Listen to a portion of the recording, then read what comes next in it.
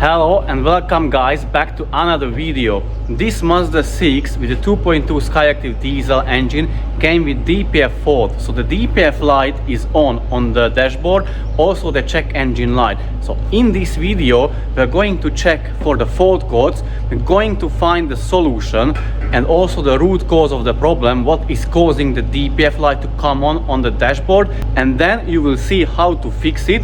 So if you want, you can replicate the same results at home, or if you are unsure how to do it, you can bring the car to us and we can get it done for you. So let's have a look at the fault codes, what it has, and then we're going to further dive deeper into the live data of the car. So let's have a look at the dashboard. The engine is not running, and as you can see guys, the DPF light is flashing. The car has 58,000 miles on the clock. And now let's have a look at the fault codes. But before we do that, let me tell you something. So we get asked a lot of times, million times, why these Mazdas are so unreliable, bad, shit designs, shit engines. So this car was made in 2016. Today we are in 2026, so that's 10 years. It hasn't done more than 60,000, so it's done 58,000 miles during those 10 years, which is on average per year less than 6,000 miles. What usually people say that older cars could go to up to 200,000 miles, 300,000 miles. Yes, they could, because they did drive. People did drive them. With these ones, what's the case? What's the situations? People buy them mostly into the big cities such as London. Why? Because these ones meet the emission regulations such as ULEZ, so they save a lot of money there. They have very good fuel consumption. These 2.2 diesels with manual gearboxes in the Mazda 6s, they can reach up to 60 miles per gallon, which is amazing. And the third one is the road tax. Some of these models, they are 20 quid a year for the road tax. So cheap to run, I mean fuel wise, cheap for road tax and no ULEZ charge. But what they do is, in London you usually have 20-mile zones. People use them for city driving, let's say 3 to 10 miles a day trip altogether. They always drive it in a stop and go traffic, which is absolutely not ideal for these cars. I can tell you guys, these cars need at least 13 miles to be driven for a DPF region to be triggered and finished successfully. 13 miles continuous driving. If you don't do that, you are already in negative. I mean, you're not even back to square one. You don't have a chance to maintain or keep this engine healthy. You are just ruining it, unfortunately. So the problem is, people not buy these ones for the purpose they were intended to be driven. They should buy, most of the time people who buy these cars, they should have bought either electric, hybrid or petrol with possibly like a small-ish engine, possibly without turbo. Those are just my 2 cents. So now let's have a look at the fault codes. Today guys, I'm using a MUCAR 892BT scan tool. As you can see, the BT says it's Bluetooth, so wireless. So the dongle is connected to the OLED adapter of the car. It is a very handy scan tool with a very nice screen. I like it, the quality is nice, and I also already checked what it can do. So obviously it can read the fault codes, it can read the live data, which I will show you in a bit, but also let me show you in the meanwhile that this one can also do injector correction factors. So basically what that means, it can code the injectors, and now if I press program, I can rewrite the values of the injectors, which is quite handy, and not a lot of scan tools can do it. But let's have a look at the fault codes first. So basically we have 3 fault codes in the PCM or the engine control module. They are P2458, P2463 and P242F. So basically 3 fault codes for the DPF, 2 are complaining about. So one is complaining about the soot accumulation, the other one is the ash accumulation, and the first one is the duration of the DPF itself. What does that mean? Very likely the duration of the DPF regen was too short, so basically it did not finish the regen or the regeneration, and that's why it triggered the other fault codes. So basically the ECU thinks there is too much of a soot and ash inside the DPF and it couldn't finish it, couldn't get rid of them.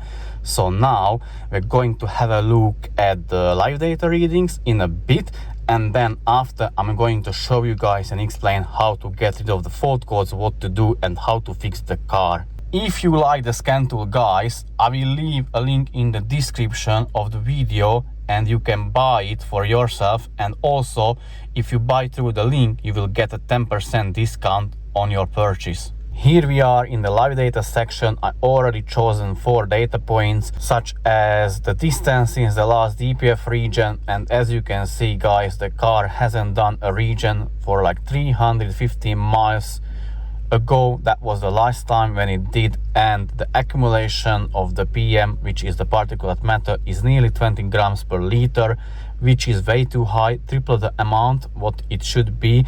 What I mean by that, the car, the engine starts the regen when that number reaches around 6 grams per liter, so we are 3 times that, which is too high. So basically car couldn't finish a regen, couldn't do it, couldn't trigger it one more time or again, and hence it stopped doing the regen, and basically the DPF just fills and fills and fills up. So now I'm going to show you what to do and how to fix this issue. But before that, also let's have a look at the exhaust pressure sensor values, the differential pressure sensor values, which is extremely high. It is 23 kilopascals.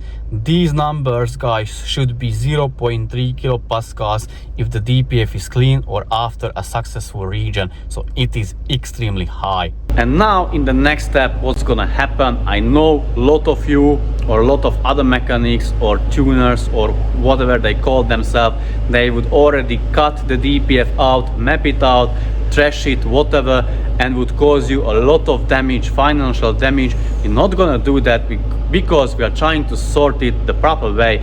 Because what is happening, guys, the problem is the engine very likely cannot breathe. What I mean by that, the intake manifold, the intake ports and the EGR parts will be fully blocked with carbon. So that's what we are going to check now. We're going to remove the intake manifold, the EGR parts. We're going to check it for carbon buildup. Then we are going to clean it, show you also the results, and after that obviously assemble the car back together and then show you what it needs, what else it needs doing to get rid of the DPF fault code and make the car to finish a successful DPF regen. So the walnut blasting is done, it is ready, the intake ports are clean. Unfortunately, I could not record it how they were before because I was out on a test drive, and the guys here in the workshop are so quick, they have already done it. So they walnut blasted the intake ports, they cleaned them.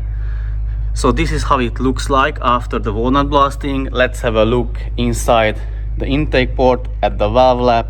So guys, as you can see, we can get them cleaned basically as it would have came out from the factory. So now we're going to assemble the engine back together, not the engine but the intake parts, EGR parts, and after that I'll show you what you need to do in order to make a successful DPF regen, take it for a test drive, and then I will also show you guys the values. The car is up and running, engine is running, assembled back together. As you can see, DPF light is still flashing, and we also have the check engine light. And now what I'm going to do, I'm going to reset the DPF values and then I'm going to show you guys what to check. So I did the reset and now I'm checking 5 values or parameters in the live data section, which are the following. If you guys remember from the video, from the beginning of the video, these parameters had values. So these were around 20 grams per liter, this was 350 miles, and the differential pressure of the exhaust gas is 0 kilopascal because the engine is not running at the moment. So basically these ones I'm going to monitor. So after the DPF reset, the car will trigger, or engine will trigger a DPF regen after 6.5 miles, and the DPF region will last 6.5 miles, and after that I will do another 6.5 mile run and see where these numbers will be at, and obviously we'll show you as well. So basically I'm gonna do around 20 miles, 18 miles ish trip to make sure that the DPF does one successful region, and then, as I said, I'm going to show you the values of it. I am back from the test drive and I've done 25 miles, as you can see, since I did reset the DPF, and now let's have a look at the values. So since the last DPF region, 11 miles has passed, and if you have a look at the back pressure of the DPF, we are at around average of 0.3 kilopascals, and what I said in the video earlier, that ideally after the successful DPF region, or if the DPF is clean, you should be getting 0.3 kilopascals on average. What we are getting, the accumulation is 0.27 grams per liter, which is obviously very low, but we are shortly after a successful region, so those numbers are very good. If we theoretically count when it will do the next region, we will be definitely within the range which is acceptable, which is good. So usually the DPF triggers the region around 6 grams per liter, so there is a plenty room to get to there. We say, or we tell customers, ideally you should be doing 100 miles between the two regions. If you do more, it is even better, but you can be worried or can get worried if you do less than 100 miles. Then you can suspect there is something else wrong before the DPF, not the DPF, but before the DPF. Usually it is either the injectors or the turbo. So a turbo can leak oil directly to the DPF, and injectors can leak fuel obviously into the combustion chamber, and then it getting to the DPF, and that's how it can end up in frequent DPF regions. But this car did not come with frequent DPF regions. It was basically full of soot and ash because it could not regen. This car was with us already. Let me tell you the story. So this car was at the workshop a month and a half ago already with a different issue. So basically he had very high exhaust pressure sensor values, so the pipe underneath the exhaust pressure sensor was very blocked. He had 400 kilopascals of pressure, so the pipe was blocked. We cleaned that. How we cleaned it?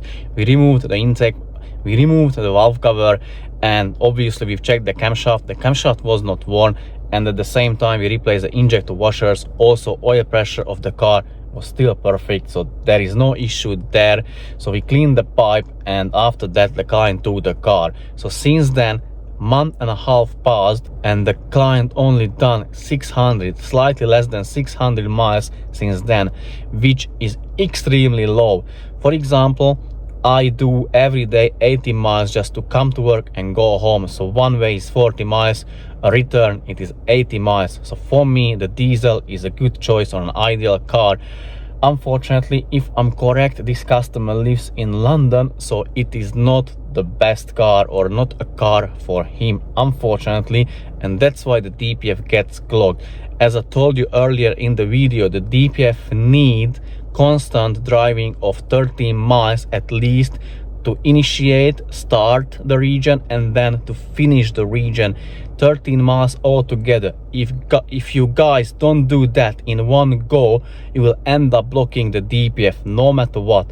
So if you drive less than 13 miles in one go, this car, this engine is not for you. So the car is ready, it can go back to the owner. Obviously we still need to check it all around, make sure everything is tight and where it should be, no leaks whatsoever, and then we can return it to the customer. So guys, as you could see, even though you have DPF faults present, it does not necessarily mean there is anything wrong with your DPF, as it was the case with this car as well. Unfortunately, in our opinion, the car is not used how it is intended to be used. So no matter what, if you're working against the car, it won't be good for you. So basically what I'm trying to say, these engines, these Mazdas with the 2.2 diesels, they are not meant for short driving, city driving, stop and go and traffic driving. These are meant for highways, motorways, long journeys, for people who travel a lot on a daily basis, not for grocery shopping or for school runs, for example. So as you could see, you don't have to delete and map out the DPF. You don't even have to touch it. You just need to fix it, whatever causes the root, or whatever the root is of the problem. You fix that and the DPF will fix and clean itself. Thank you guys very much for watching. See you very soon in the next video. Until then, take care and bye bye.